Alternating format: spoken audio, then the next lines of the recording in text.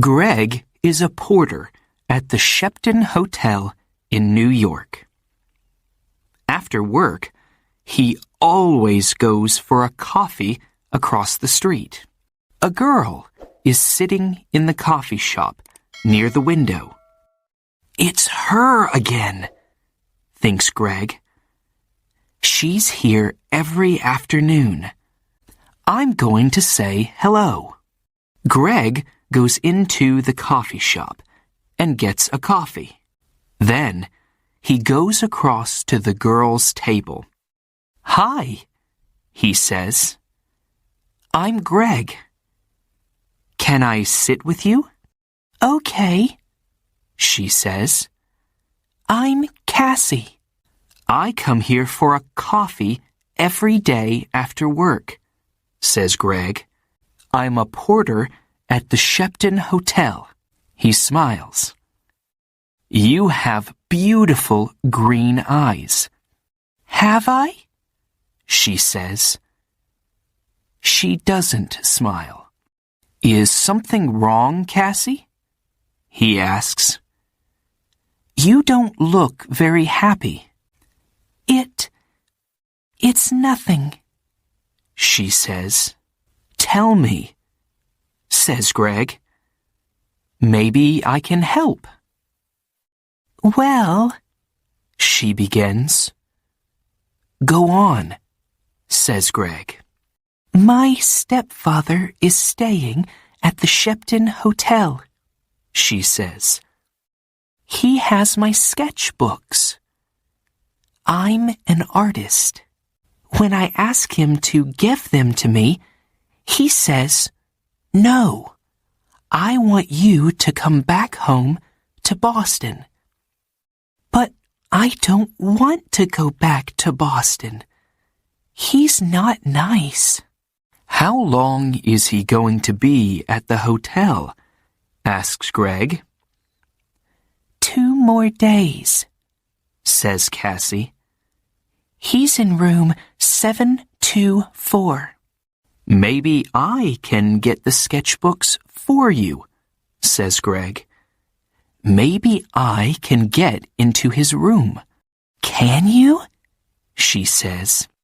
"Meet me here tomorrow afternoon at 4:30, says Greg. "Okay. Thank you," says Cassie. "Thank you very much." She looks at her watch.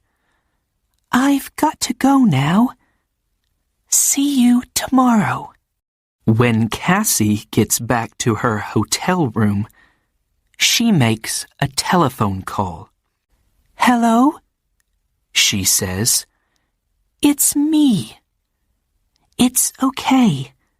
The boy's going to do it." "Yes. I'm going to get them from him tomorrow afternoon." "Okay. I can meet you there the morning after, at 10 a.m. Don't forget to bring the money. $2,000. Next morning, Greg arrives at work early. He goes to find room 724. "I have to wait for Cassie's stepfather to go out," he thinks. "I don't know his name, but it doesn't matter." Greg watches the door of room 724. He sees the girl come to clean the rooms. Some minutes later, a man comes out of room 724. "That must be Cassie's stepfather," thinks Greg. He waits for the man to leave and for the cleaning girl to go into room 724. "I need to look in the room," he thinks. Greg waits for the girl to leave the bedroom. Then he goes into the room and begins to look for the sketchbooks. "I must be quick," he thinks. "Where are they?" Suddenly, Greg sees the sketchbooks by the bed. Got them, he thinks. He begins to look at the pictures. Wow! Cassie is a great artist. These are good. Greg is leaving the room when he hears the cleaning girl call out to him. Hey, she says, what are you doing? Come back. Greg does not stop. Greg finishes work that afternoon and leaves the hotel through a door in the next street. When he gets near the front of the hotel, he sees the man from room 724. That's him again, thinks Greg. That's Cassie's stepfather. Greg waits for the man to go into the hotel. Then he goes to the coffee shop. Cassie is at the same table in the coffee shop. Greg gets a coffee and goes to sit with her. I have them, he says, and he puts the sketchbooks on the table. That's great, says Cassie. How can I thank you, Greg? You can meet me later, he says, after I go home and change out of my porter's uniform. I'm sorry, Greg, says Cassie. I can't tonight. Maybe tomorrow night. Okay, says Greg. Tomorrow night. We can get something to eat first. Yes, okay, says Cassie. I have to go now, but meet me here tomorrow evening at 6 o'clock. Cassie gets up, ready to leave. Don't forget your key, says Greg. Oh, thanks, says Cassie. She takes it from him quickly. See you tomorrow. Greg is finishing his coffee when he sees his friend, Mike. You're in trouble, Greg, says Mike. Jake Russo's sketchbooks are not in his room. Room 724. And there are CCTV pictures of you coming from that room. Who is Jake Russo? Asks Greg. Suddenly, he's not feeling very well. An artist, says Mike. His pictures sell for thousands of dollars, and his sketchbooks sell for thousands too. Do you have them? Asks Mike. No, a girl has them, says Greg. What girl? Asks Mike. A girl with green eyes, says Greg. And he tells Mike about Cassie and her stepfather. But it's not true, says Mike when Greg finishes speaking. Jake Russo doesn't have a wife or a stepdaughter. You have to find that girl and get the sketchbooks, Greg. And you have to do it before the police find you. Greg walks home to his one-room apartment. How am I going to find her? He thinks. She has Jake Russo's sketchbooks now, so she's not going to meet me again. Is she going to sell them for a lot of money? There is a police car in the street, next to Greg's apartment.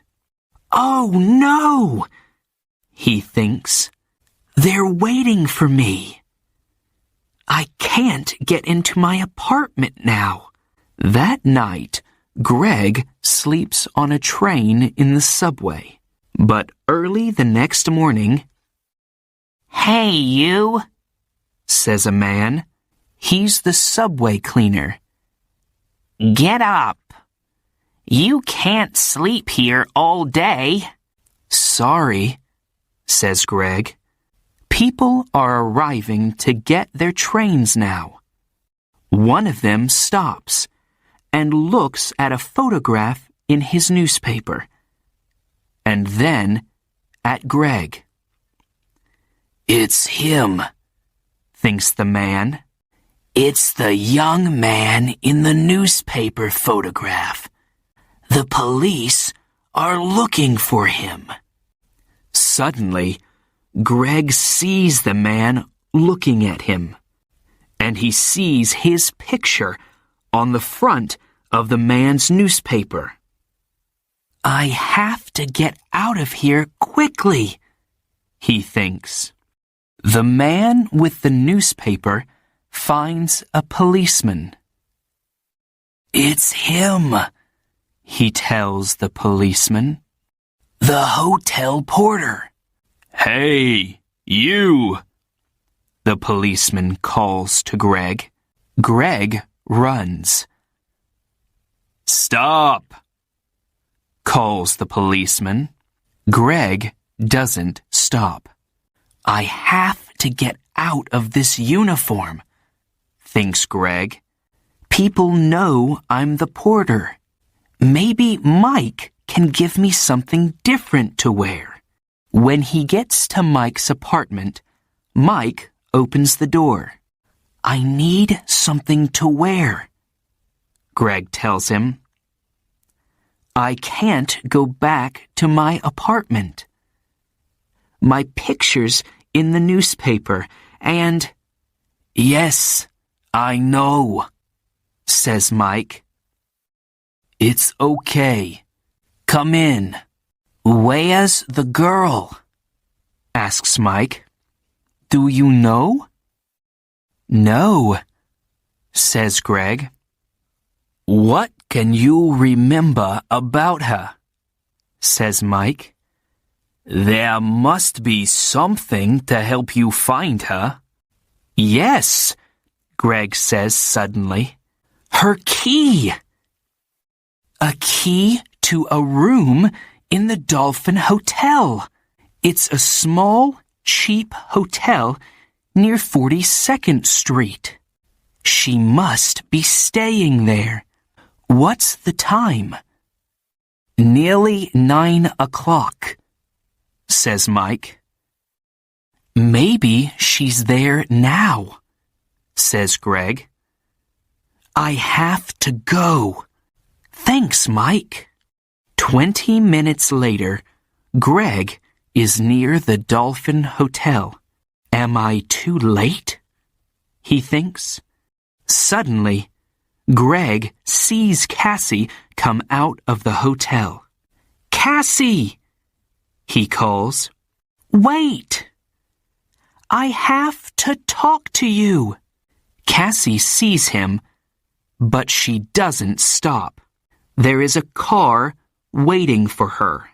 She says something to the driver and gets into it quickly. "Oh no!" says Greg.